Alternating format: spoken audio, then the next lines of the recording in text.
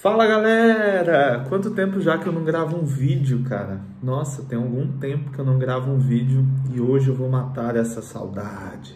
Na verdade nem é tanto, mas eu vou matar a minha saudade sim gravando esse vídeo hoje. Então a gente está chegando ao fim do nosso itinerário de cultura digital, perdão, os delays, é o cansaço. E chegando nesse final eu pensei em fazer um vídeo diferente. Porque esses dias eu estava vendo alguns vídeos, algumas palestras, etc. E uma pergunta ficou na minha mente. É a pergunta do quem cala consente? Será que quem cala consente? E isso eu queria levar também para a nossa mídia, tá legal? E para as nossas redes. Não só redes sociais, mas todas as redes que a gente tem de comunicação dentro da internet, por exemplo. E aí vem essa questão, poxa, quem cala consente? Interessante, né, da gente debater sobre isso.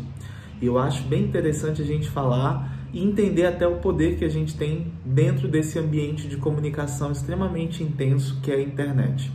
Então a minha aula de hoje é sobre isso. Quem cala consente?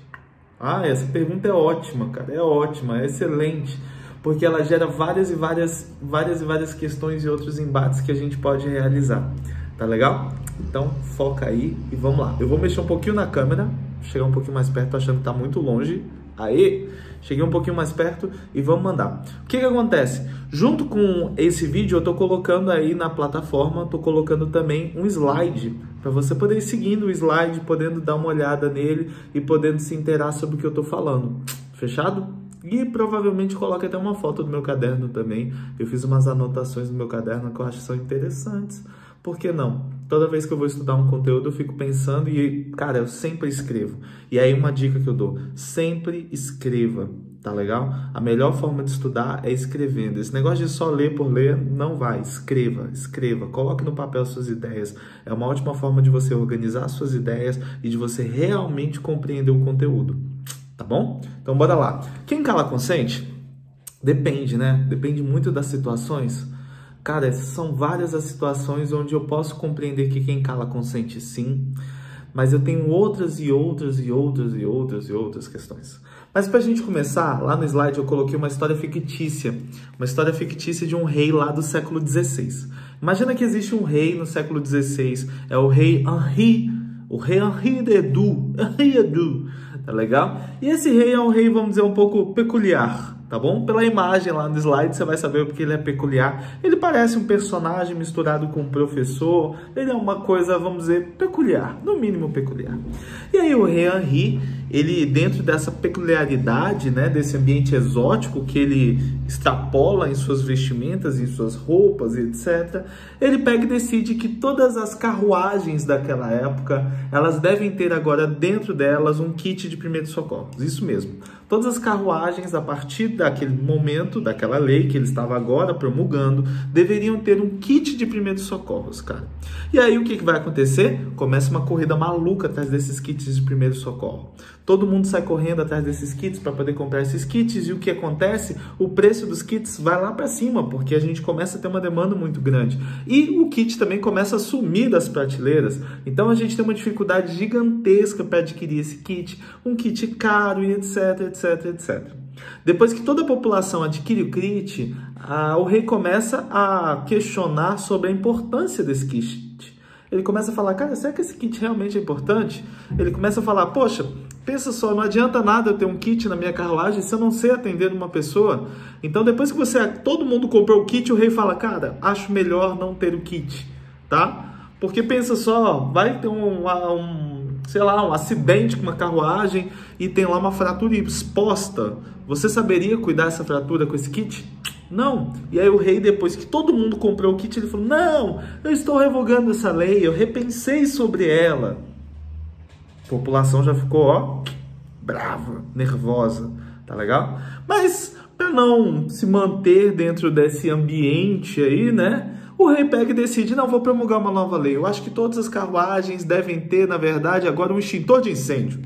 Extintor de incêndio não, que no século XVI ainda não existia. Então um balde de 10 litros de água. E lá vai a população toda atrás desse balde de 10 litros de água para ter esse balde dentro da sua carruagem.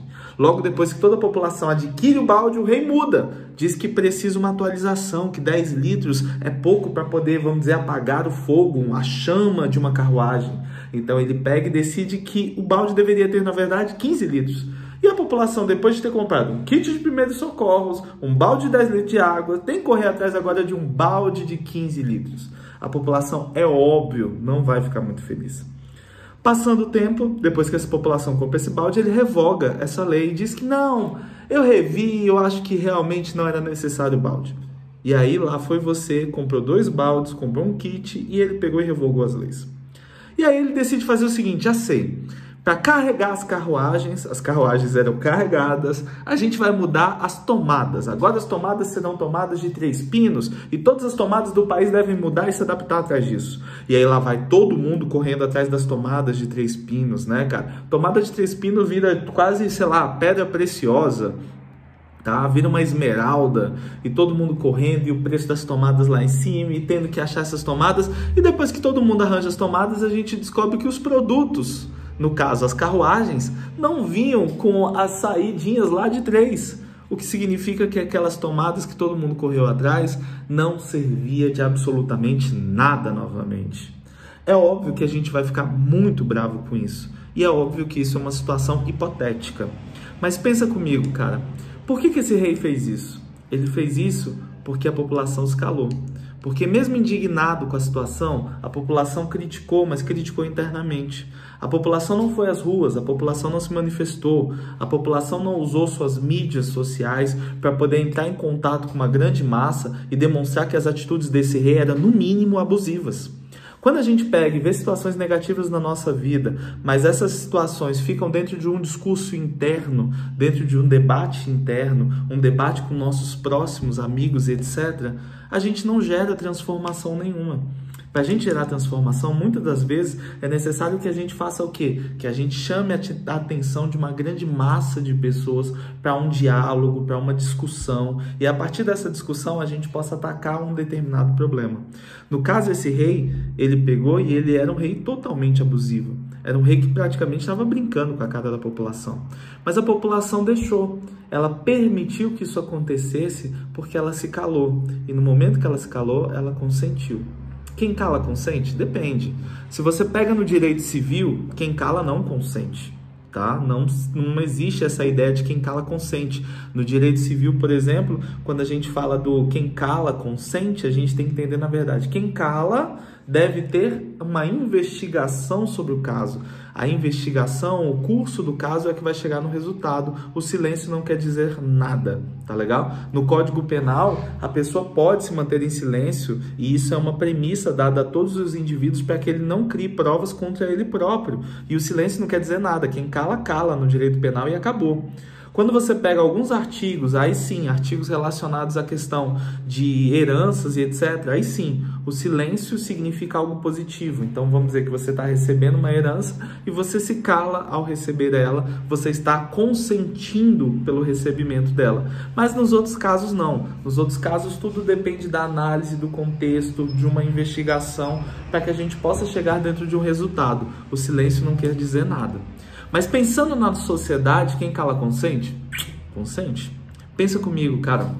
Quando a gente está dentro de casa e a gente percebe dentro do nosso ambiente posturas e comportamentos que a gente não deseja de sociedade, mas a gente se cala, a gente está consentindo com esses comportamentos. Há um tempo atrás, a gente teve uma mudança de postura da nossa sociedade. Por exemplo, né? Antigamente a gente falava briga de marido e casal, ninguém mete a colher, né? Ai, eu sou péssimo com esses ditados, tá vendo? Eu acho que provavelmente eu falei errado, mas deu pra você entender, né? Briga de marido e mulher, ninguém mete a colher, eu acho que é isso mesmo, tá? Acho que é, literalmente acho. E hoje a gente mudou pra se mete a colher. Se mete a colher por quê? Porque dependendo do nível de briga, dependendo do que está acontecendo nessa briga, seja uma agressão verbal, psicológica ou uma agressão física, que já é o limite de todos os limites, nós devemos, como sociedade, atuar dentro daquilo ali.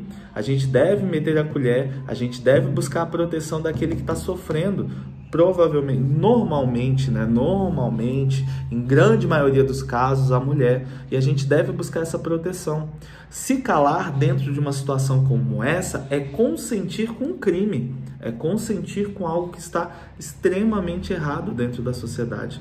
E pensa, quando a gente se cala nessas situações de preconceito, homofobia, perseguição religiosa, a questão de agressão e etc., a gente está, na verdade, rompendo com a ideia de sociedade, com a ideia de solidariedade.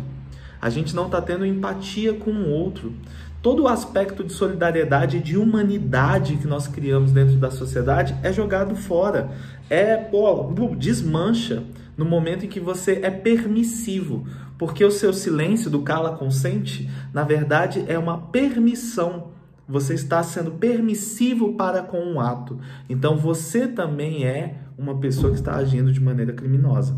E isso vale também para as nossas mídias sociais. Se você percebe posturas de indivíduos que usam as suas mídias como uma maneira de atacar indivíduos, e você curte, você mantém seguindo, você mantém olhando e dando crédito a ele, você está consentindo com um erro.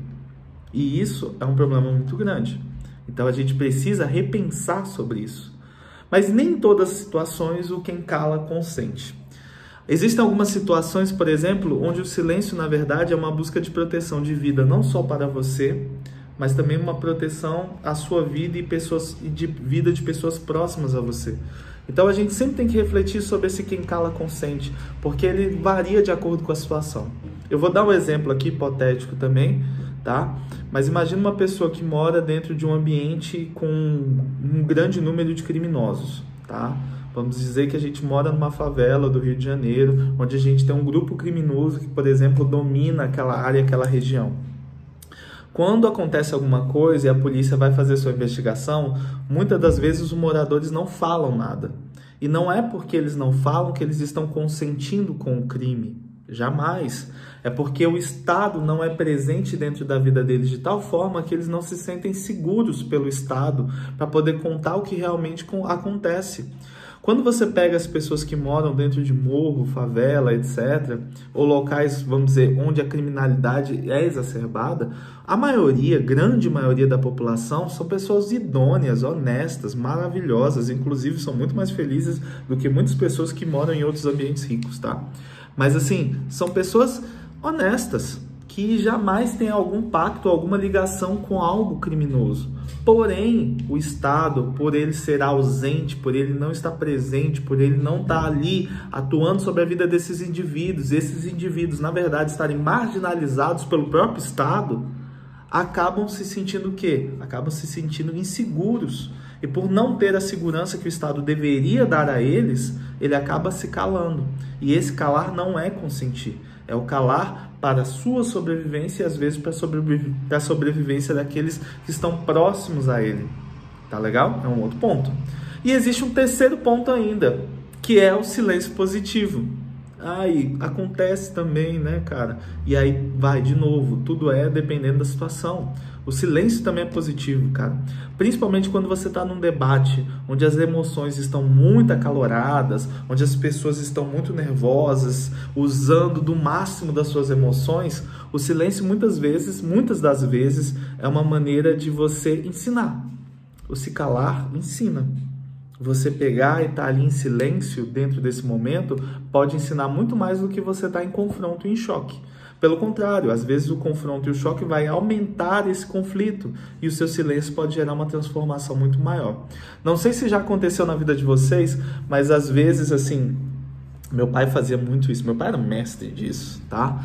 Meu pai, quando fazia coisas erradas, etc., eu não fiz muitas, vou assumir também, mas assim, não que eu fui um bom menino, mas é que eu não fiz mesmo, sério, nunca tive grandes problemas. Mas vai lá, quando eu fazia uma coisa errada, meu pai nunca me bateu, meu pai nunca brigou comigo, meu pai sempre foi meu melhor amigo, é um exemplo, tá? Minha mãe já era mais do brigado, tal, também fantástica, dentro dela, dentro dos conceitos, e ela me ensinou demais também. E é legal você ter os dois, tá? Não vai achando que só um é legal, não, os dois são legais. É legal você ter o grito, a emoção, e você ter o outro ali mais controlado, mas também atuando sobre você, os dois são muito importantes, tá? E aí meu pai era mestre nisso. Às vezes eu fazia uma coisa errada, ao invés de meu pai brigar comigo, ao invés de meu pai vir lá falar, ou me bater, que era uma coisa que hoje não pode, mas na minha época acontecia ainda, tá legal? Mas não façam isso, converse com o filho de vocês no futuro, quando todos tiverem seus filhos, e vocês vão ter seus filhos quando vocês tiverem terminado sua faculdade, tiverem grandes empregos e etc, etc, etc. Tá legal? Porque eu não estou estimulando você a ter filhos agora, não mesmo, experiências de vida. Meu pai pegava, ao invés de brigar comigo, meu pai se calava. Meu pai fazia silêncio. Meu pai pegava e não conversava comigo, ficava calado por ali. E aquilo era ensurdecedor, cara. Era pior que se ele tivesse ido brigar comigo e falado comigo ali. O silêncio dele era muito ensurdecedor. Cara, a cultura digital é um pouco isso. Sério. Se a gente percebe pessoas que atuam negativamente dentro da sociedade e a gente não dá espaço para elas, é o silêncio. É o silêncio que é ensurdecedor. Essa pessoa vai estar falando para ninguém. Se a gente percebe pessoas que atuam negativamente dentro da sociedade, nas redes sociais, e a gente não aceita aquilo, e a gente atua contra aquilo, a gente está transformando o nosso meio. Então, não dê voz a quem não deve ter voz. Aproveite suas redes sociais para refletir muito sobre isso. Não dê voz a quem não deve ter voz.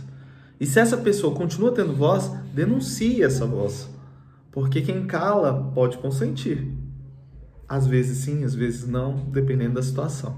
Tá bom? Para o nosso vídeo não ficar longo, vou colocar o slide lá, você pode acompanhar a história do rei Henri Edu, tá legal? E vai estar falando também um pouco sobre a questão do quem cala consente ali dentro do direito civil, penal e etc.